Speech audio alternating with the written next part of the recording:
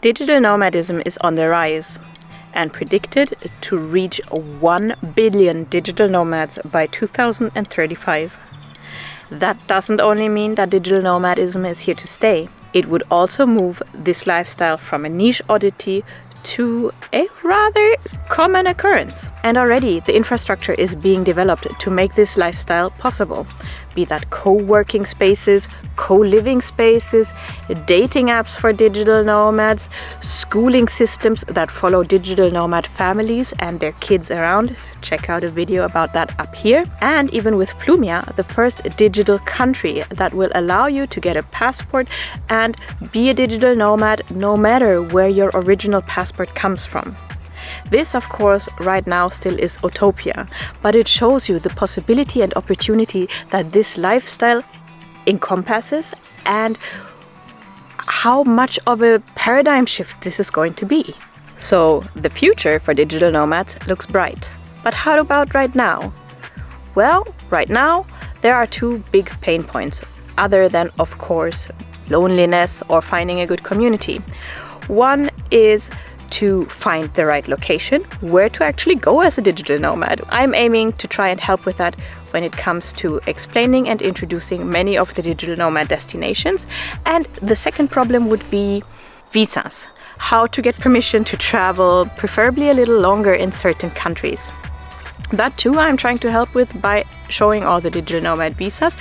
But today we will talk about a very special area, the European Union, particularly for digital nomads. We will cover what the EU is and how it differs from the Schengen Zone, what kind of visa options there are, which countries offer digital nomad visas here, and why a digital nomad visa in an EU and Schengen country opens up the door to so many countries for you and therefore might be super beneficial. And how and why you might want to check your ancestry for ancestors that have come from European descent and how that might allow you to get a European passport. The EU, short for European Union, is a political and economic union between 27 European countries.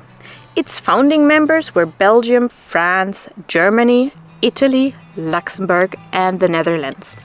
But over the years, the union kept growing and briefly shrinking when the UK officially exited the EU in 2020. From a digital nomad perspective, here are the main things you need to know about the EU. Within the EU and the Schengen Zone, you can travel borderless. The Schengen Zone is referring to a group of countries, most of them identical with the EU, that in the Schengen Agreement decided to eliminate border controls and allow for a free trade and travel zone. Here's a video that breaks that down in detail. So for you as a digital nomad, the benefit of entering the EU and particularly the Schengen Zone is that once you're in it, there are no border controls. So once you're in it, you can freely travel all the countries within it without having to get new visas, new border controls, and so on. It also means that within the majority of the European Union, you will encounter the same currency, the euro. Actually, the only country that is legally not obliged to adapt to the euro at some point is Denmark. There currently are a couple of other countries, like Sweden, where I currently am, that do not have the euro yet, but technically they are obliged to have to take it at some point. On the not so bright side, once you get a Schengen visa, this means the Schengen visa that allows you to stay for 90 out of 180 days in the Schengen zone applies to all countries, which, if you want to see more than one country, kind of limits your time that you have in each of those countries. One way, therefore, to prolong your time in Europe is to hop in and out of the Schengen zone, as I have explained in more detail in the Schengen visa video. Another way is to get a digital nomad visa for one of the Schengen countries. Here are a couple of examples of the ones that I have reviewed.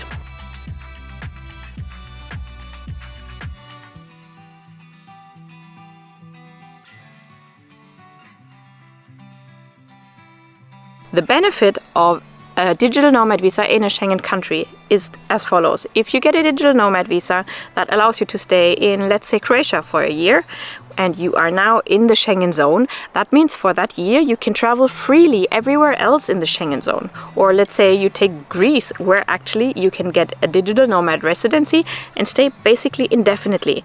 All of a sudden you have access to the entire Schengen zone indefinitely.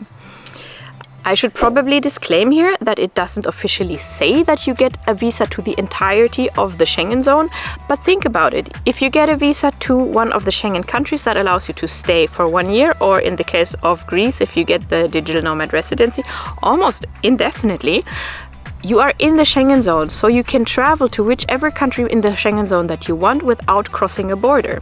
Technically, therefore, nobody can check how long you've been traveling in the Schengen area, but outside of your Schengen visa country. Does that make sense?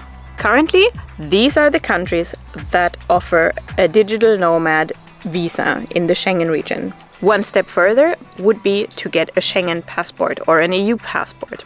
I, for example, have a German passport, which allows me to live, work, settle anywhere in the EU and the Schengen zone indefinitely. How would you get one of those? Well, there are some countries in the EU that offer citizenship upon investment.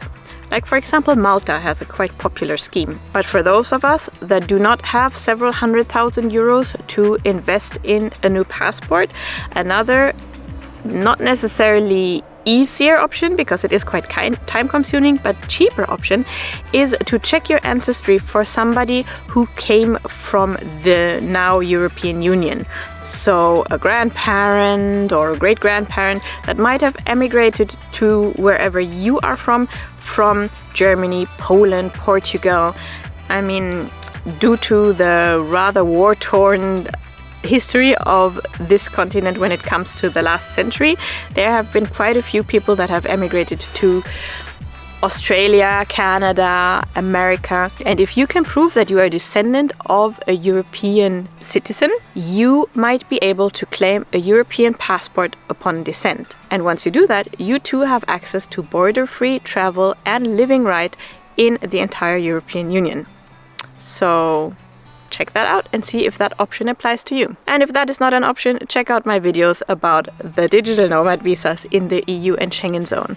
I'll see you here with another one next week. Bye bye.